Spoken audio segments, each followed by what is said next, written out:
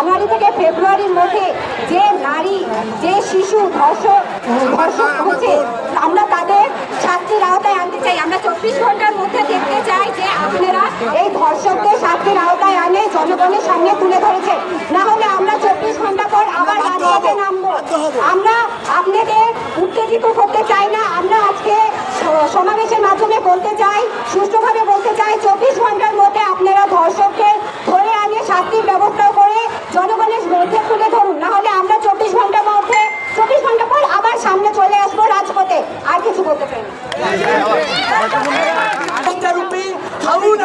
বলতে চাই যে আপনি ঠাকুরগাঁয়ে অবাঞ্ছিত ঘোষণা করা হলো আপনাকে এবং আপনাকে 24 ঘন্টার আলটিমেটাম দেওয়া হলো। আমার ভাই আলিফ ভাই ছোটরাবাকে তার হত্যার বিচার এখনো সুনিশ্চিত করা হয়নি কেন?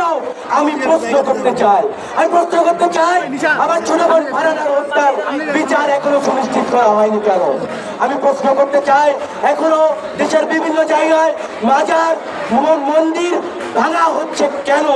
আমি আবারও বলতে চাই ছাত্র জনতা রাজপথ ছাড়ে নাই, ছাত্র জনতা রাজপথ ছাড়বেও না। দেশের যত আন্দোলন হয়েছে, দেশে যত অভ্যুত্থান হয়েছে ছাত্র সমাজের হাত দিয়ে হয়েছে।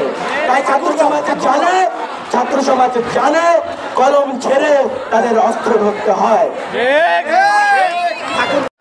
একটা অবাঞ্ছিত সন্ত্রাসমূলক চাঁদাবাজির পরিবেশ সৃষ্টি হয়েছে। আমি দেখছি কিছু কিছু লোক আওয়ামী সন্ত্রাসদের পুনর্বাসন করছে। আমি বলতে চাই, আমি এই কোর্ট চত্বরে দাঁড়িয়ে বলতে চাই আওয়ামী সন্ত্রাসদের জনসম্মুখে ফাঁসি না হলে ছাত্র সমাজ, ঠাকুরগাঁয়ের ছাত্র সমাজ এই রাজপথ ছাড়বে না। তাই সবকিছু একটা স্লোগান দিয়ে শেষ করবো, ক্ষমতা না জনতা, রাজপথ,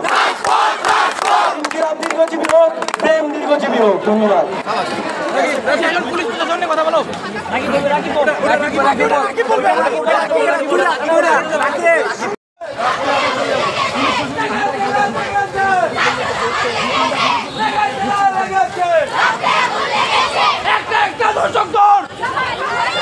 জনে জনে খবর দে, খবর দে, দর্শকদের খবর দে।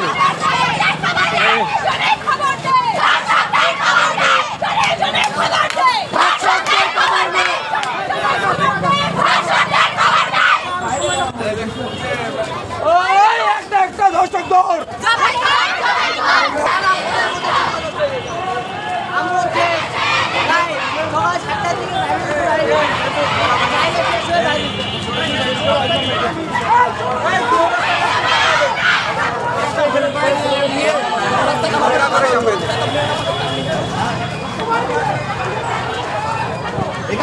এক দুই মিনিট থামে তখন চলে যাবো।